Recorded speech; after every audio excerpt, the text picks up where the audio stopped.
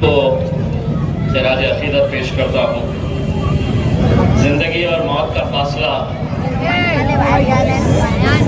कितना कम होता है। मैं निकलने से पहले एक वीडियो देखकर आया। एक बाप लाशों के ढिगार में से अपने बेटे की लाश को तलाश कर रहा है जो इस ट्रेन एक्सीडेंट में मारा गया है। आप तसव्वुर करिए कि जो लोग ट्रेन में बैठकर निकले थे उनकी मंजिल कहीं और थी, लेकिन अल्लाह को कुछ और मंजूर था। उनका सफर वहीं खत्म हो गया। इसीलिए मैं आप तमाम से ये कहना चाहता हूं कि जब तक जियो, एक एक पल, एक एक लम्हा अल्लाह का शुक्र अदा करके जियो। मौत किसको कब आ जाए ये कोई नहीं जानता है। मैं आप लोगों से आज ये भी इल्तिजा करने के लिए आया हूं कि 7 तारीख के दिन बॉम्बे हाई कोर्ट में हमारे शहर के नाम के ताल्लुक से फैसला लिया जाने वाला है। ये लड़ाई में आप लोग हमारे साथ कांधे से कांधा लगाकर खड़े हुए।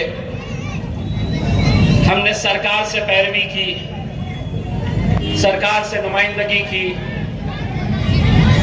हमने लगातार 21 दिन सड़क के ऊपर,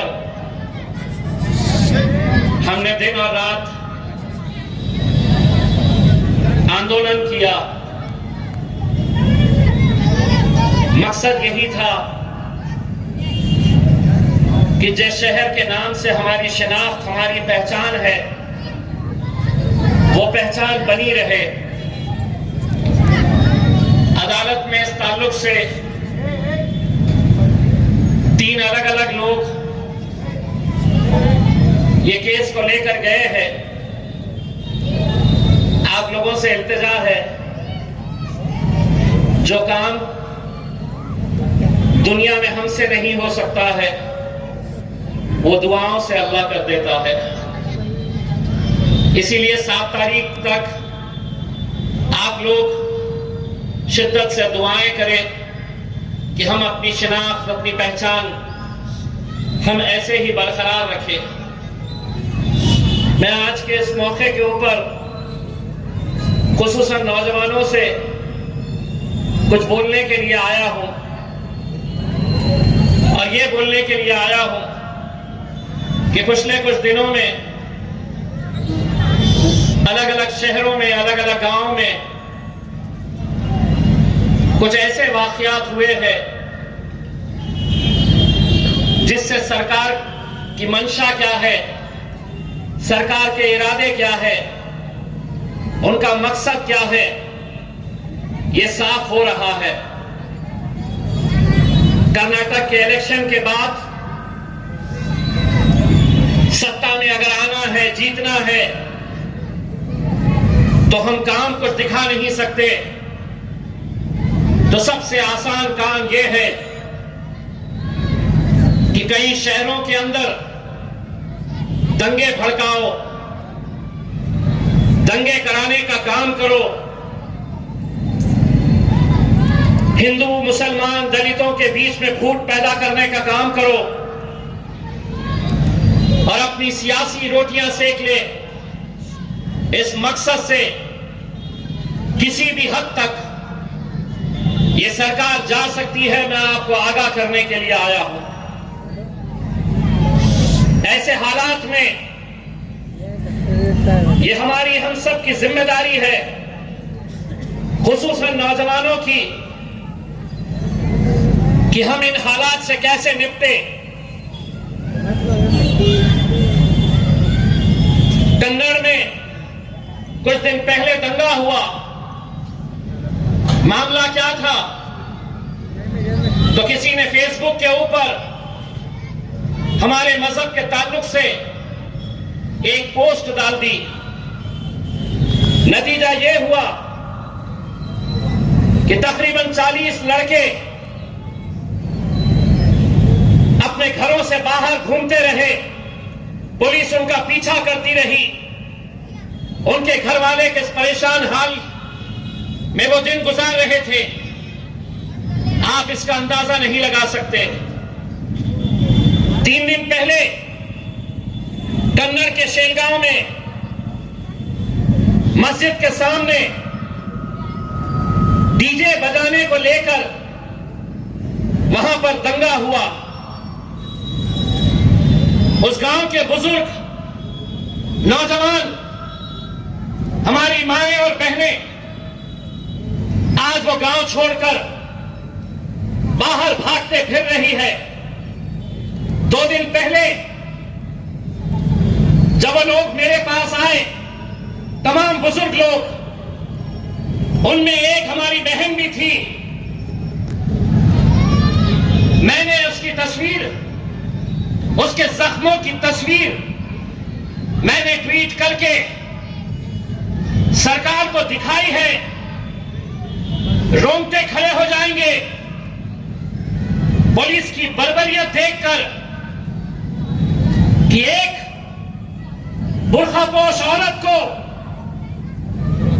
किस बुरी तरीके से मारा गया है। उसके पैरों के जख्म अगर आप देखेंगे तो उसके पैर की चमड़ी तक निकल गई। उसके पैरों के ऊपर जो लाठियों के निशान है वो अगर देखें तो शायद आप 10 सेकंड भी देख नहीं सकते। कौन खड़े रहेगा इनके लिए? कौन लड़ेगा इनके लिए? हम तो खेगड़ों के खेल के अंदर मसरूफ है।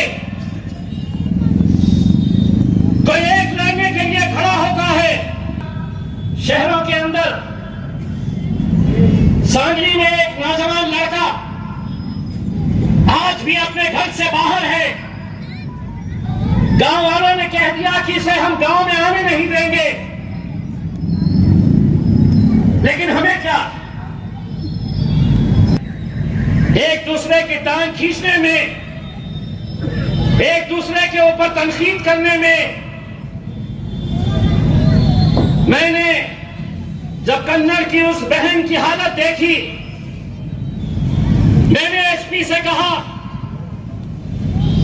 कि ये जो पीआई है पिशोर पुलिस स्टेशन की, कोमल शिंदे, मारने वाले 4 मर्द पुलिस वाले थे।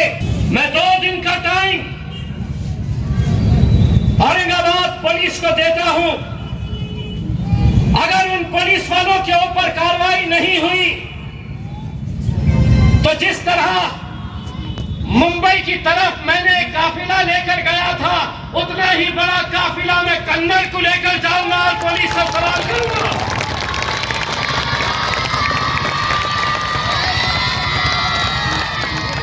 और तुम्हारा काम महज ये समझेंगे कि ये लड़ाई तो इम्तियाज जलील लड़ेगा। मैं तो सिर्फ यहां पर आऊंगा, सुनूंगा, जलसे में बैठूंगा, तालियां बजाऊंगा। अगर सब एक ताकत बनकर खड़े रहे तो दूसरी बार कोई पुलिस वाला लाठी उठाने से पहले सोचेगा कि नहीं, इतने सारे लोग सड़क के ऊपर उतर आते हैं, अगर किसी के ऊपर हम जुल्म करते हैं तो।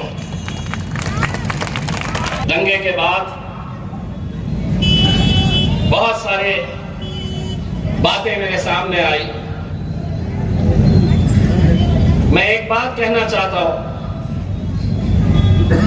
चाहता तो इम्तियाज जलील भी उस रात अपने घर में बैठा रहता।